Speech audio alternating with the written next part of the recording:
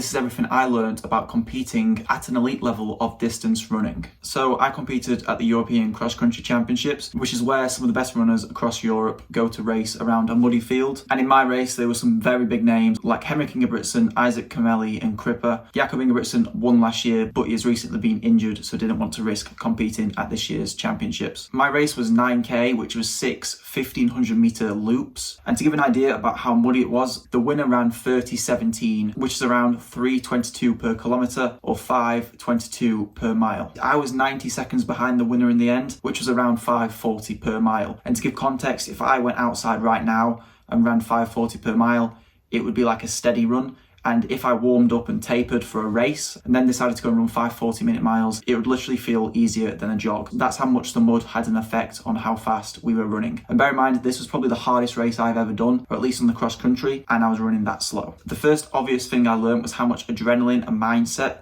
can have an effect on your performance. This can apply to any runner. I used to say to everyone, racing for the win makes a big difference in terms of how you feel and how much faster you can run. But what can people do that aren't racing for the win to get that same effect? In this race, I was usually between 40th and 50th.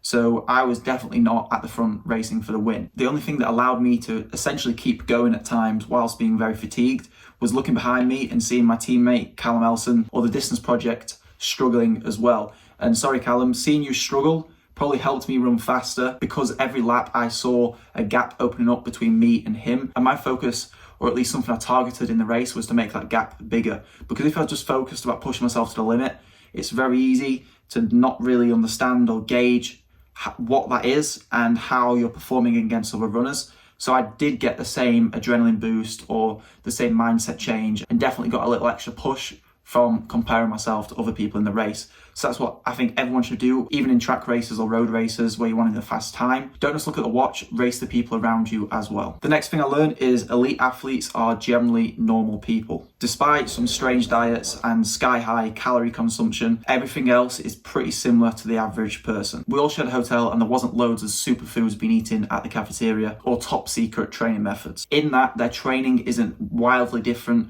to what normal people would also be doing if they're just training for a 5K or a 10K. It's just a little more dialed, but the same principles of easy running, doing specific sessions, a long run, strength training, nutrition and sleep, recovery all apply.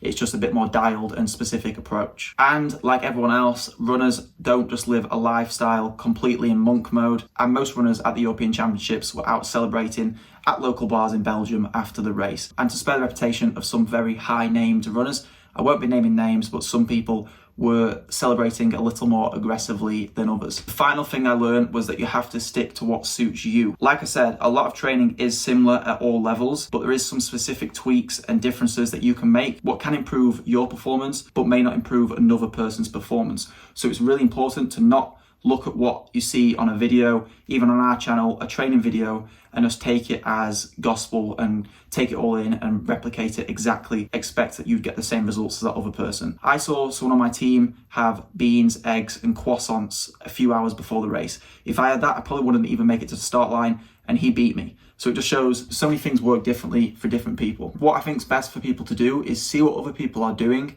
and look at incorporating some of that into what you're currently doing, but don't change anything drastically.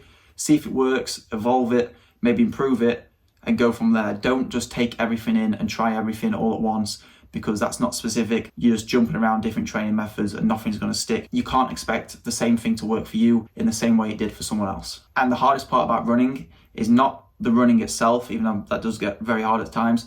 It's educating yourself and learning what are the right things to do, because so many people can just work hard and doing the wrong things and get injured, get ill, or just completely be training in the wrong direction to what they actually need. So take the time to learn yourself, learn training principles and work on that, rather than just see what someone else does and copy that.